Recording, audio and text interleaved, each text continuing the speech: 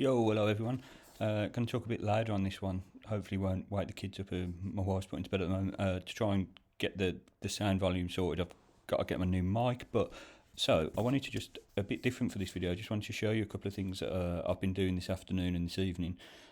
Firstly, as the title of the video suggests, I don't want it to be just clickbait. I want to show you a way that you could adapt your betting, be a bit reactive to what's going on in certain game situations to either gain further profit or equalise your profit and loss. So if we look at this game, this is the Polish League One. I'm not going to pronounce the two team names. This is actually one of the MBM Draw Selections today, so a lot of the members would have seen this. This kicked off at 5 o'clock, and the tip was for it to be a draw.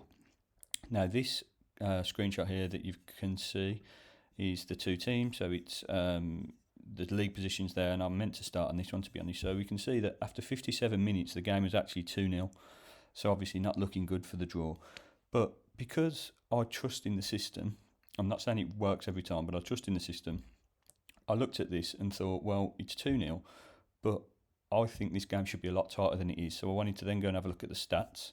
I had a look at the stats at the same time, and you can see that the away side has actually had the better of it. It's had slightly more possession, more dangerous attacks. I know these Bet365 stats aren't always perfect, but shots off target, shots on target, a number of corners. So I'm thinking, you know what? I think they might find a way back into this. Now, at this point, I'm not betting on the fact that they're going to draw, but I am betting on the fact that I think they're going to get a goal. So in this instance, and this is sort of backed up by the league positions, as you can see there, they're a much higher placed team. They've got 40 points compared to 32. Not massive, but you think they should be in a position to make a fight of it. So what do I do here? What I do is I actually lay the draw. I don't. I've been doing that as well. Sorry. I lay the home win.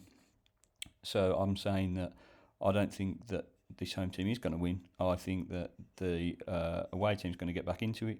Now, all I want here is a goal, to be honest, before the 80th minute, or, well, not necessarily the 80th minute, but around the 80th minute, just to get it to 2-1, so these odds tumble and I can profit. So, as you can see here, because the odds were so short on the win, I managed to lay this. I'm only in £5 worth of liability, and I could win £55 profit if they get back into it. And what I'm looking for is a goal, and we'll see here 79 minutes, goal, 2-1. I know it says 2-0 there, but as you can see the alert, 2-1. So what do? What I did was cash straight out, because I wasn't, like I say, looking for it to actually recognise a draw. I was looking for a quick profit to equalise what I'd put on previously on the draw. What I thought I was going to lose potentially. It was with a different bookmaker, so don't worry about that. What actually happened was the 2-2 came in the 89th minute. So if I had stuck with this original, we'd have been £55 in profit, but I didn't, and that's not a bad thing. I don't regret that, and you need to learn, if you're going to be trading, that once you've traded out and you've used the proper reasoning. So my reasoning was my sort of entrance and exit strategy was, I'm going to enter when it's 2-0, I'm going to lay that home team. If the away team get a goal back, I'm going to take out any profit, and it's going to be a quick trade. That was my entrance and exit strategy. Now, if you then see that first goal go in for the away team, say 2-1, oh, you know what, I'm going to stay in because look at the £55, then yes, in this instance it worked, but in many it won't, and you'll miss the opportunity to make a profit. So you have to sort of wave goodbye to it after you've traded out and still see it as a win, because we did the right thing and we recognised the profit. So I was delighted with that. I wasn't regretting the £55 that I didn't win, genuinely. I previously would have been, but this is how I've learned to trade the hard way, to be honest, by trying to stay in for that bigger profit. So we've recognised that, and that's brilliant. And also it means that it was a win for the MBM Draw Selection, so it came in, which was brilliant. And to tell the truth, that was why I wasn't too fussed about whether I recognised that profit, because it's win-win for me. So I've took a small profit out on the lay, and I've also got the members of draw, so brilliant. And what else have I been doing? Oh yeah, I was showing this one. This is a lay the draw strategy, which I'm sure a lot of you are familiar with. Final 2-2 Slavia Prague in the 82nd minute. I laid that for £10, laid the draw for £10. Sure enough, the goal came in the 87th minute. I cashed out there for a profit of 17.75. Could have been profit of 20, but I did cash out because as I'm more of a trader than a bettor.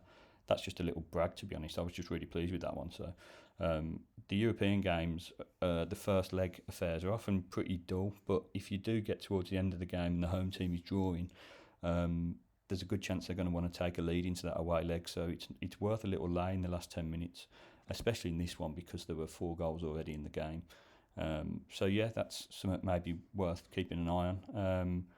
What else am I doing at the moment? Let's have a look. At the moment, so I've backed for West Ham for them to beat. This is live now, so that's good. Yeah, so I backed under 1.5 goals for £10 and under 2.5 goals for £20.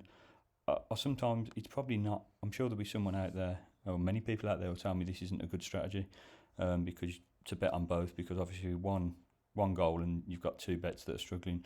But I tend to get in and out fairly quickly. I've left this one to run because I knew I was recording this video. But West Ham at home in Europe, I've seen many times over the years. Well, many times over the years, make me sound like an old man. Over the last few years in various Europa leagues or their different carnations, I had a feeling it would be a bit of a turgid affair. I'm not watching the game, but I had a feeling that it would be tight. They're both very good teams.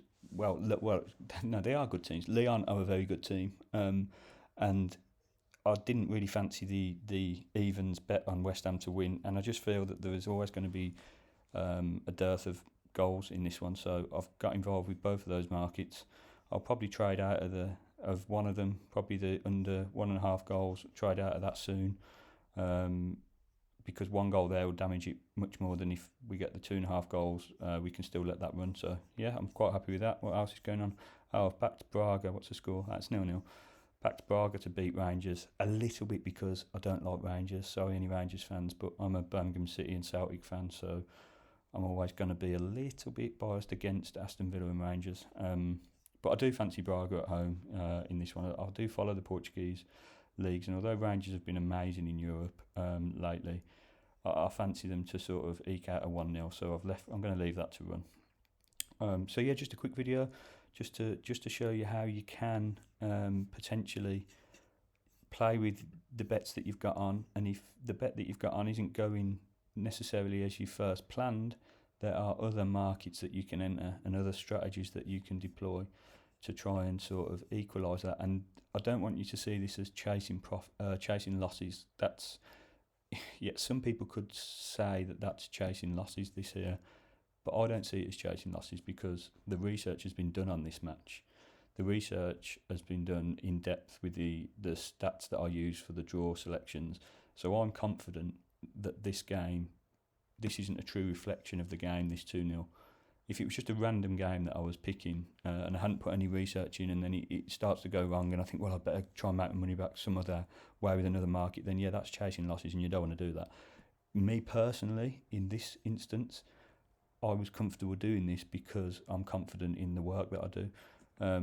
I didn't tip this, I didn't do this live intentionally because I don't want to be saying to other people, go and put more money on this game and sort of try and win something back and equalise it. I'm just showing you as a trader what I do to give you some ideas going forward. I'm not saying you should do it, and like I say, I won't be tipping it. I will never be posting tweets saying this is what I'm on, get on this, boom, another winner, all that bullshit that pisses me right off, which is why I don't go on Twitter. So anyone who follows me on Twitter, I'm pretty inactive.